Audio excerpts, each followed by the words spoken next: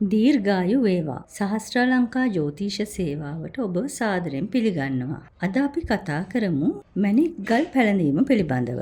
ඇතමෙක් ග්‍රහාඵල දුරු කරගන්නත්, තවත් සමහරු සුබඵල වැඩි කරගන්නත් විවිධ ගල් වර්ග සහිත මුදු පෙන්ඩන්ට් ආදිය පළඳිනවා. සමහර අය මේ විදිහට මේ මැණික් ගල් පළඳින්නේ කිසිම ජ්‍යොතිෂ උපදේශයක් හෝ ඒ පිළිබඳව දැනුවත්භාවයකින් තොරව. මෙහෙම දැනුවත්භාවයකින් තොරව මෙම ගල් වර්ග පැළඳීම නිසා ඔබට ජීවිතයේ අහිතකර බලපෑම් ඇති වෙන්න පුළුවන්. ඒ කොයි ආකාරයකටද කියලා අපි කතා කරමු. ඔබ දන්නවා ජ්‍යොතිෂයේදී ප්‍රධාන වශයෙන්ම අපේ ග්‍රහයෝ 9 දෙනෙක් පිළිබඳව සැලකිල්ල දක්වනවා. ඒ තමයි රවි, සඳු, කුජ, බුධ, ගුරු, සිකුරු, රාහු සහ කේතු කියන ග්‍රහයන්. මේ අයට නවග්‍රහයන් කියලා කියනවා. මේ සෑම ග්‍රහයකටම ආවේනික වර්ණයක්, වෘක්ෂයක් වගේම පාෂාණ වර්ගයකුත් තියෙනවා. උදාහරණ විදිහට අපි ගත්තොත් රවි ග්‍රහයාට පද්මරාග කියන මණිකත්, සඳු ග්‍රහයාට මුතු, කුජ ග්‍රහයාට රතු මැණික් එමත් නැත්නම් රතු කොරල්, බුධ ග්‍රහයාට පච්ච, ගුරු ග්‍රහයාට පුෂ්පරාග, සිකුරු ග්‍රහයාට දියමන්ති, ශනි ග්‍රහයාට ඔබ දන්නවා කාක නිල් කියලා කියනවා, නිල් ගල්, රාහු ග්‍රහයාට ගෝමේද, කේතු ග්‍රහයාට වෛරෝඩි.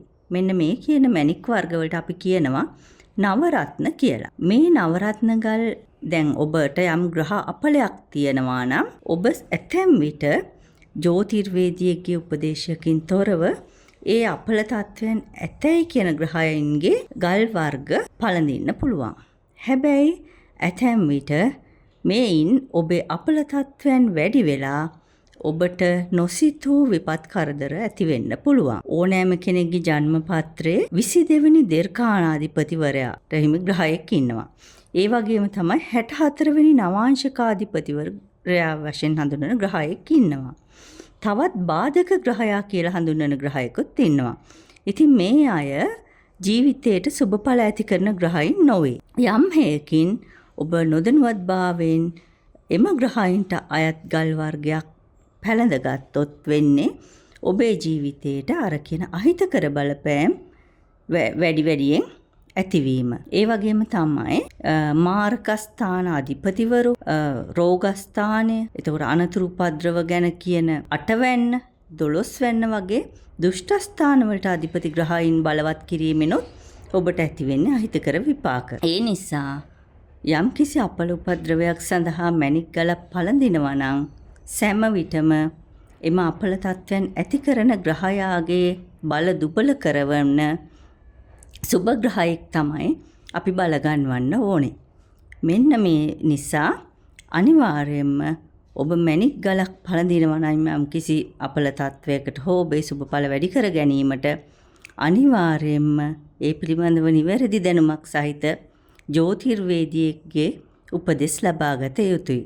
ඒ වගේම තමයි මේ මැණික් පැළඳීමේදී පළුදු වුණු මැණික්, පිලිස්සුණු මැණික්, ඒ වගේම ඇතැම් මැණික් ගල්වල තියෙනවා වැලි කැට වගේ ස්වභාවයන්. මෙන්න මේ වගේ නුසුදුසු මැණික් වර්ග පැළඳීමෙනුත් ඔබට ඇති කරන්නේ අහිතකර බලපෑම්.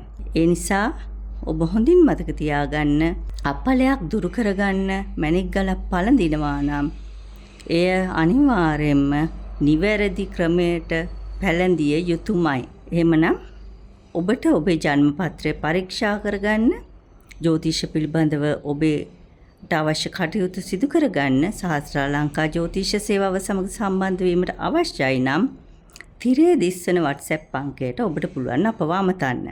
මෙතෙක් සහස්ත්‍රාලංකා ජ්‍යොතිෂ සේවාව සමග සම්බන්ධ වුණු ඔබට ස්තුතියි. තෙරුවන් සරණයි.